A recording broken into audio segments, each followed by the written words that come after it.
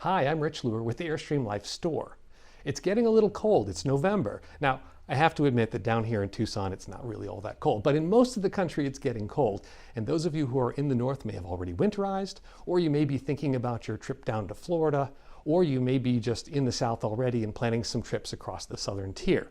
Now, if you're in any of those situations and you're just going out for some short trips, maybe a few days or a couple of weeks or something like that, you don't need to gear up like a full-time winter Airstreamer, but there are some things that might help you when you're planning these travels. The first thing to think about is towing. If you're towing from a cold climate to a warm one, leave your Airstream winterized until the days and nights are safely above freezing. And the reason I say days and nights is because during the day, if you're towing and it's below freezing, the chill effect on the Airstream as you're pulling it down the highway is going to cool it off very quickly, and things can freeze a lot more quickly than you might expect.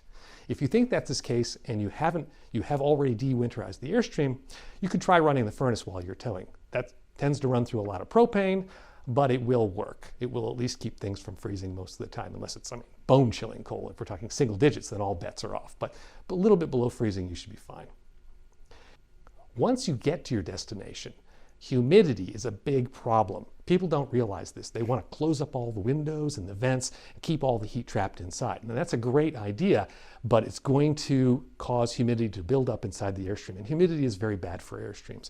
It's going to puddle up in places. It might stain the curtains. You might get floor rot or other types of damage. It might encourage mold and mildew to happen.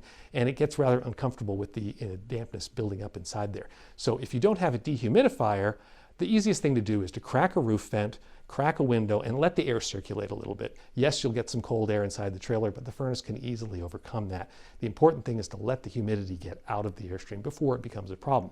If you notice water building up on the inside of the windows, the condensation, you've already got too much humidity and it's time to ventilate. Now, once you get to your destination, if it's really cold at night, you're obviously going to run the furnace. You'll run through a lot of propane if you run the furnace below freezing temperatures every single night. Don't be surprised if you run through a tank of propane every 4 or 5 days.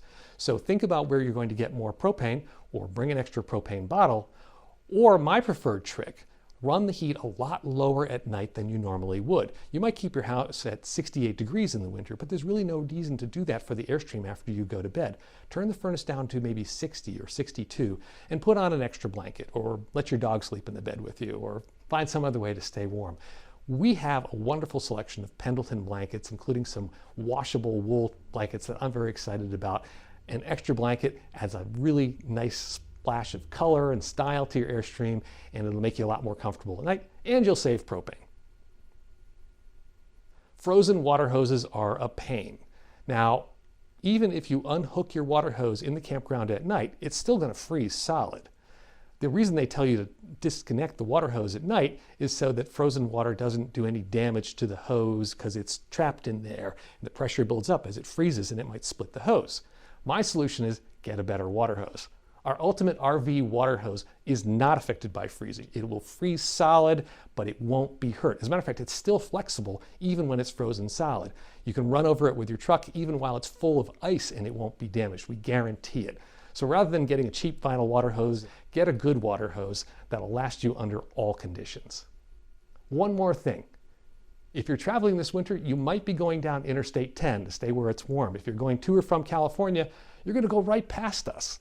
We're opening our new experience store in Tucson off of I-10 at Grant. It's really easy. If you're going down I-10, you are going to go right past us. We're half a mile off the highway and we have room to park your Airstream.